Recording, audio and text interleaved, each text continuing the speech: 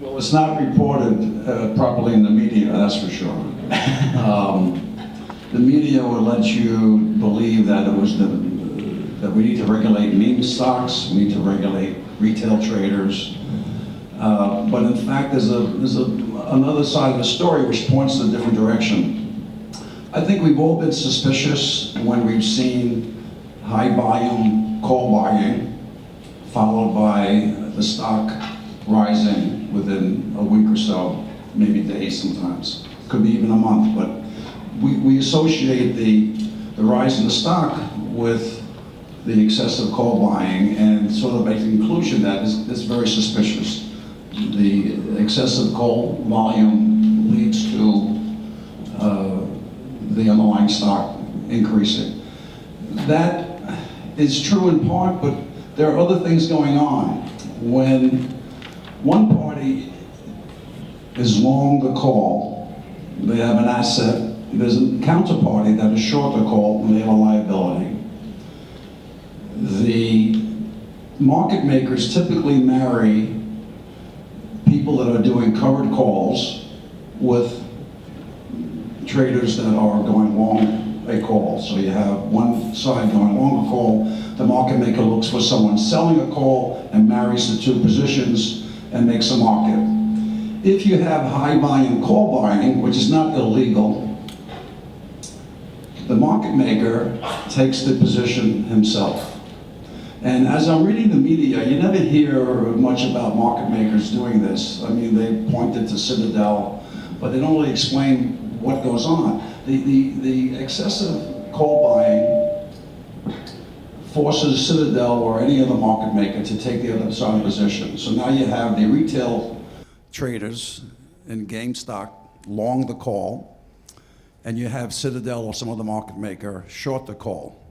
The market maker has an option to do nothing or hedge. Typically, market makers don't like to take overnight positions, and most of these calls were for at least one day or more. So they will hedge that position, and the hedge of being short a call is to buy the underlying stock. That is what moves the stock. So in as much as we can marry long call buyers with covered call sellers, nothing happens to the underlying stock other than information flow about the stock causing the stock to go up for fundamental reasons or technical reasons, momentum, moving day average, whatever. But insofar as the volume on the long side exceeds the natural offsetting volume on the short side, the selling side, the market maker steps in, must hedge their position, and that creates the balloon up. Now, I watch CNBC, I watch Bloomberg, I read all this stuff, and has anybody heard that explanation? Great, but I'm very disappointed, and it's not uncommon that even the regulators are just starting to, I think they understand this, I mean the ones in senior positions, but they don't know how to handle it. Now, there are other things, and I'll give it back to you but there are other things that need to be discussed in the situation because the market maker, in an effort to support now the short seller, Melvin Capital, they will typically borrow the stock, as I think everybody here knows that. They borrow the stock, give it to the short seller. They actually sell it. It never goes to the short seller. Everything stays on the books of the market maker. They sell the stock, they put the cash on their books, memo credit to Melvin Capital, and that's collateral against the short. And that's the typical short selling, but that's not what happened with GameStop. It did in the beginning, but when the shorting got out of hand on the hedge fund side of the fence, the market makers created synthetic shorts. And that's a whole other issue, and we can talk about that. But the synthetic shorting and naked shorting, which is illegal, a market maker can execute naked shorts insofar as they're facilitating a trade. They're not to facilitate someone shorting a position for an extended period of time. So the regulators are looking at that now as to whether or not there was this naked shorting by the market makers on behalf of the hedge funds in order to facilitate the shorts. And I think they're going to uncover that there were some issues there, which gets me to a final point. I'll give it back to you. The penalty for naked shorting is really not significant enough to stop it. Citadel and Goldman and all of the players get fined constantly for doing this, as long as it's not intentional, and never is intentional, they get fined. And I think one of the things we need to do is discuss increasing the fines for this lapse of memory and inefficiency in the system to the point where people wake up and pay attention. Right now, the fines are insignificant. So I have more to say on that, but that's just a taste of where I'm going. Well, it's got to be technology. I mean, we were very paper intensive. In my early days, you had trade date plus 5 to settle, and it was paper. And when we had the crash in '87, it took 2 weeks to settle trades that happened on the day, the Friday and the Monday after the crash. So that's the main thing. I think technology is the answer to any question like what's the difference between now and before. But right. So everything has greatly increased in speed. Yeah. But I think getting back to my points and retail now is a big player on the street, and GameStop shows how important it is to address, that sector. Well, Charles, is that because trades are free now? I mean, back in '87, it would have cost $50 to call your broker and trade, right? Is that why? Do you think that's encouraging? Well, the trading was more expensive. The bid-offer spreads were wider, and most of the velocity trading was done by institutions that had a moral compass. Not that as a matter of fact, I'm in favor of what the Reddit boys did and girls. They were right in what they did, so I'm not knocking them. And this is coming from a hedge fund manager, so that's. But an institution would never push the system that far, because the regulators would come down on them, saying, in other words, the question you have to ask yourself: well, why didn't a hedge fund do what Keith Gill did and his followers?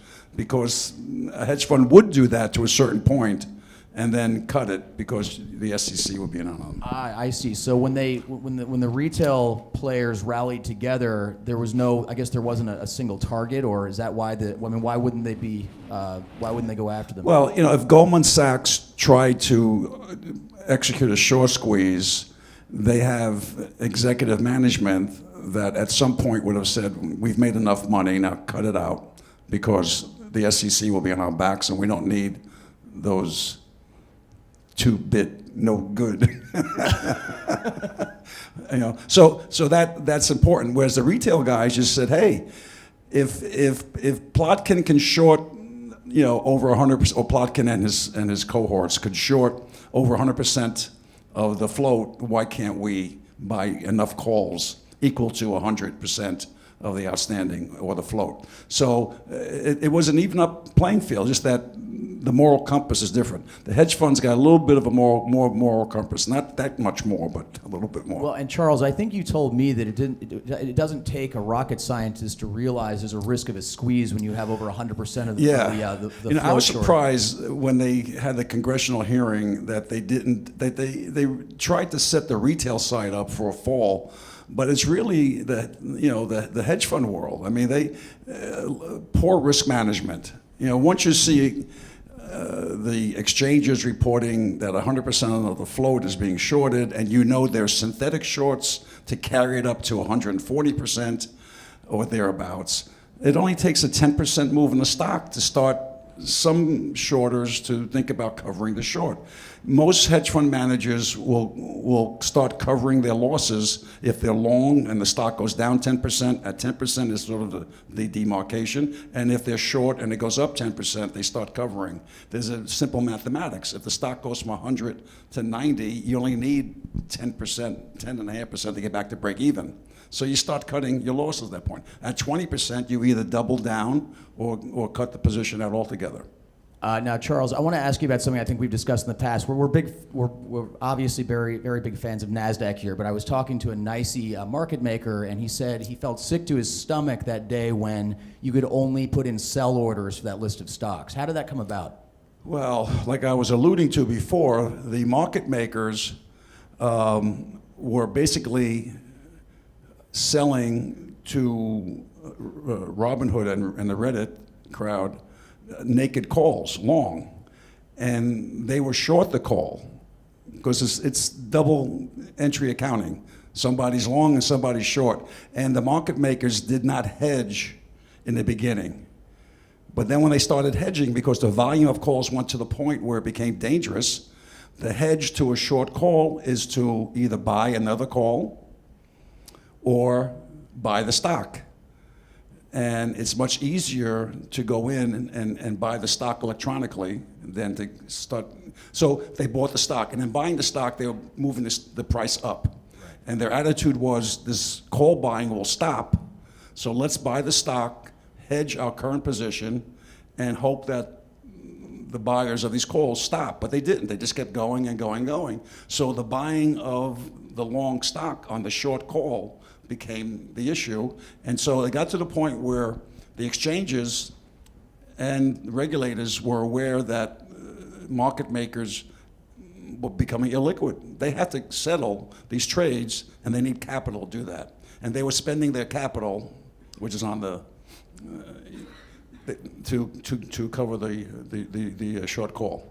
And then that's what blew it. And then they had to stop buying the stock. No more buying the stock unless you're Plotkin or hedge funds where you're short, right, and you want to reduce your risk. But no more buying for speculation. You can buy to cover a short.